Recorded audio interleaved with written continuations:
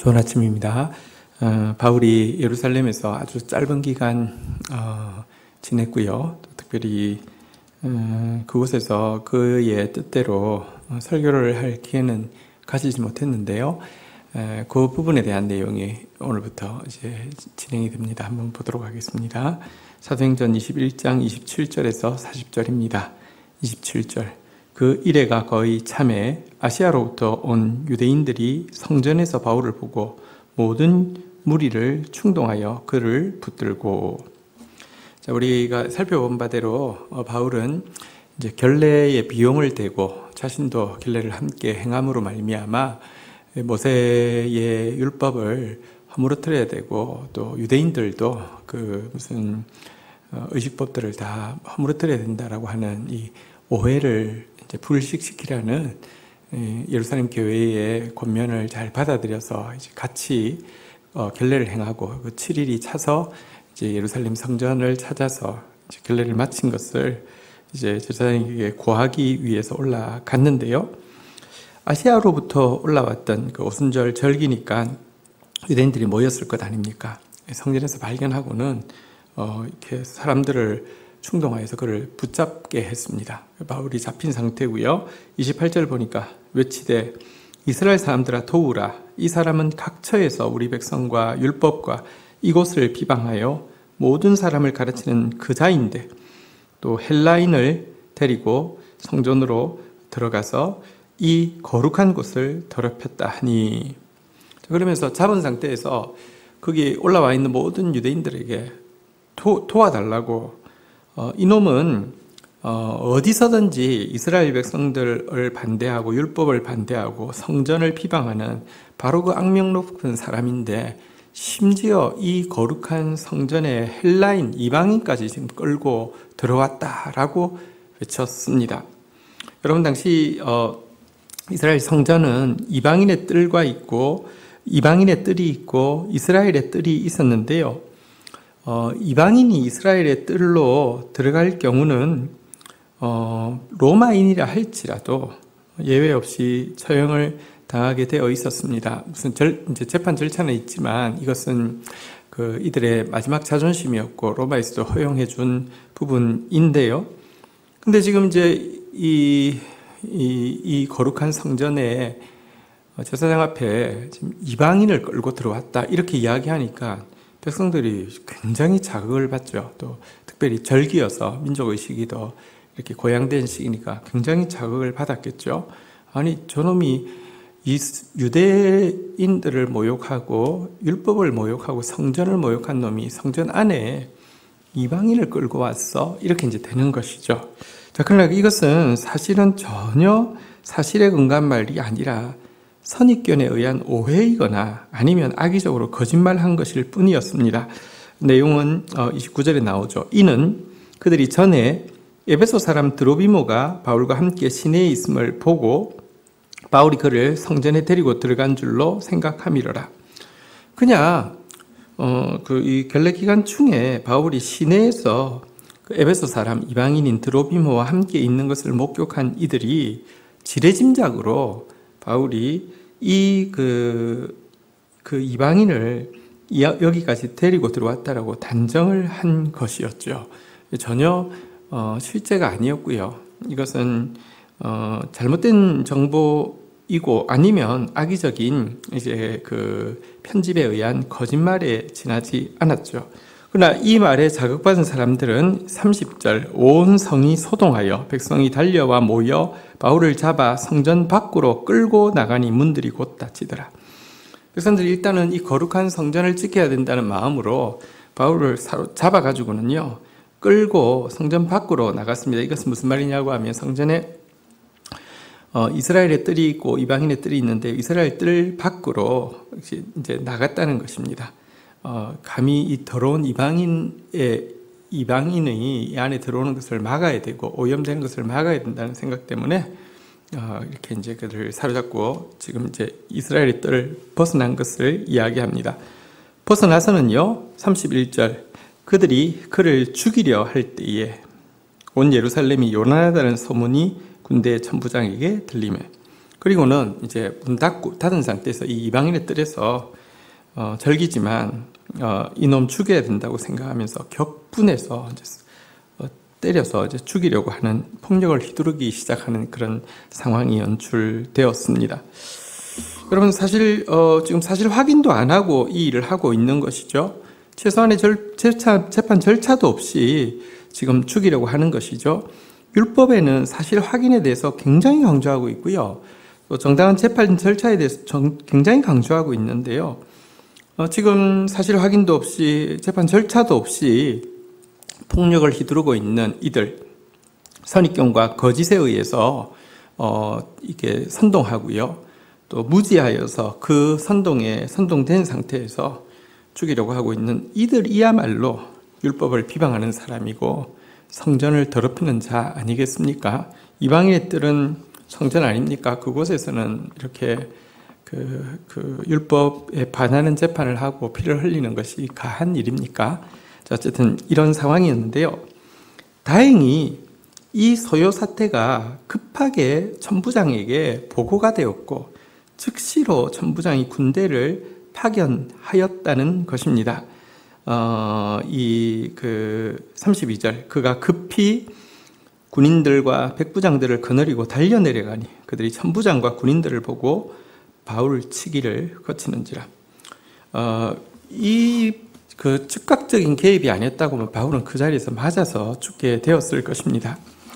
이 군대에 대해서 좀 설명을 드리겠습니다. 예루살렘 성전 안에는 언제든지 이제 소요 사태가 일어날 수 있기 때문에 아예 로마 군대가 주둔을 하고 있었죠. 안토니오라는 부대가 주둔 병력으로 있었습니다. 게다가 지금은 오순절 절기이기 때문에 특별히 민족의식이 고양될 수 있기 때문에 언제 폭동이 일어날지 모른다는 생각에 감시체제와 대비체제가 철저히 진행되고 있었기 때문에 정말 5분 대기조처럼 딱 보고가 즉시 들어왔고 보고받자마자 즉시 출동을 하였습니다. 그러자 폭력을 휘두르고 있던 그들은 폭력을 잠시 멈추게 되었습니다.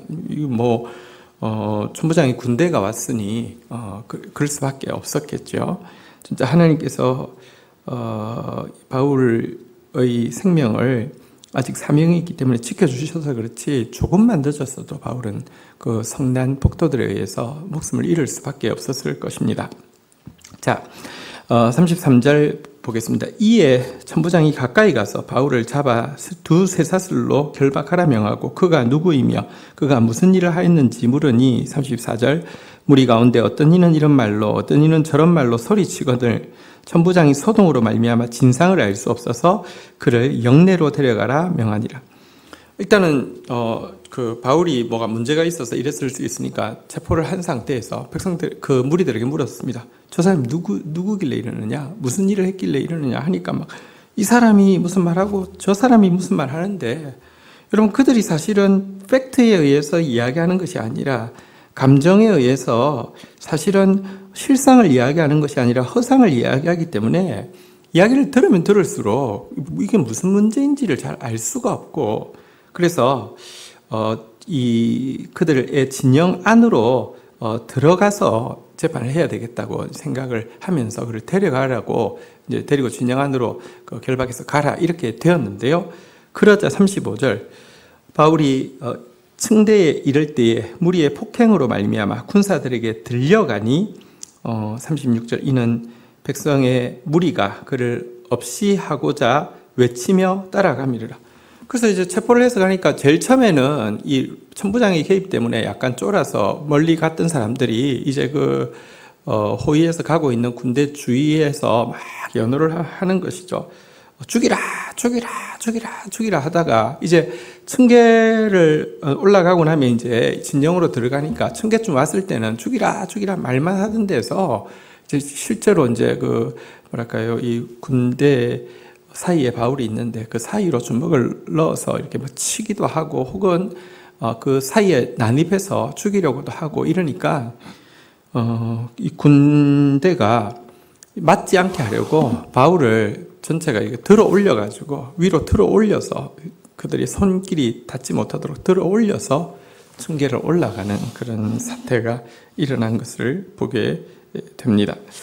정말 이건 정말 죽음의 위기를 심각하게 느낀 것이죠. 아까 전에 군대가 오기 전에 짧은 기간 동안에 맞은 것도 있지만 지금 옮겨가는 과정에서 막 죽이라는 그 살기에 막 넘치는 연호 소리와 막 그 무서운 로마 군대를 뚫고 폭력을 가하는 이들의 모습을 보면서 그래서 이렇게 위로 들려 올려서 계단을 올라갈 때 정말 공포가 있었을 터인데요.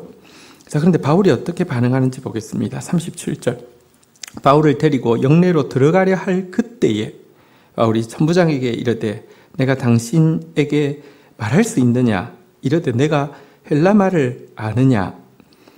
38절. 그러면 내가 이전에 소요를 일으켜 자객 4,000명을 거느리고 광야로 가던 애굽인이 아니냐? 39절. 바울이 이르되 나는 유대인이요 소읍이 아닌 길리기아 다소시의 시민이니 청하건대 백성에게 말하기를 허락하라 하니. 여러분, 이 정말 위기 일촉즉발이고 이제는 저 진영 문이 보입니다. 이것만 통과하면 일단 살 수는 있습니다. 근데 진영으로 들어가기 직전에 바울이 천부장에게 말을 합니다. 내가 당신에게 말을 좀 할 수 있겠습니까? 근데 헬라말로 한 것이었습니다.